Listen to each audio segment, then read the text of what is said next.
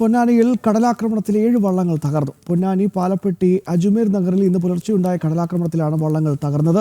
പുലർച്ചെ 3 മണിക്ക് അപ്രതീക്ഷിതമായി കടൽ കരയിലേക്ക് കയറുകയായിരുന്നു. വിവരങ്ങളുമായി ശിവദാസ് കന്മനഞ്ചേരിയാണ്. ശിവദാസ്, ഇപ്പോഴത്തെ സാഹചര്യം എന്താണ്? പൊന്നാനിയിലാണ് ഇത്തരത്തിൽ ഒരു കടലാക്രമണം ഉണ്ടായിരിക്കുന്നത്. പൊന്നാനിയിൽ കടലാക്രമണത്തിൽ 7 വള്ളങ്ങളാണ് തകർന്നിരിക്കുന്നത്.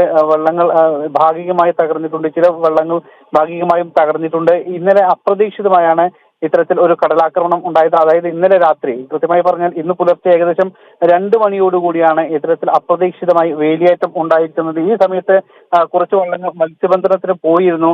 ഈ മത്സ്യബന്ധനത്തിന് പോയ വള്ളങ്ങൾ പിന്നീട് കരയോട് ചേർന്ന് അടുപ്പിച്ച് ഇട്ടതായിരുന്നു. ഈ സമയത്ത് അപ്രതീക്ഷിതമായി ഈ കടലാക്രമണം ഉണ്ടായ സമയത്ത് തിരകൾ വലിയ ശക്തിയിൽ ഈ വള്ളങ്ങളെ മറിച്ചിടുകയാണ്. അതോടൊപ്പം തന്നെ ചില വള്ളങ്ങൾ ഒഴുകി പോവുകയും ചെയ്തു. അങ്ങനെ ചില ഭാഗത്ത് വലിയ കല്ലുകൾ കൂട്ടിയിട്ടിട്ടുണ്ട്. ഈ ഭാഗത്തെല്ലാം തന്നെ ചെന്ന് ഇടിച്ച് ഈ വള്ളങ്ങൾ തകരുന്ന ഒരു സാഹചര്യമാണ് ഉണ്ടായത്. ഇങ്ങനെയാണ് കടലാക്രമണം ഉണ്ടായത്. അപ്രതീക്ഷിതമായി ഉണ്ടായ കടലാക്രമണമായിരുന്നു ഇത്. എന്തായാലും വലിയ നഷ്ടങ്ങളാണ് ഇവിടെ ഈ ഒരു വള്ളങ്ങൾ തകർന്നതിലൂടെ മത്സ്യബന്ധന തൊഴിലാളികൾക്ക് ഉണ്ടായിരിക്കുന്നത്.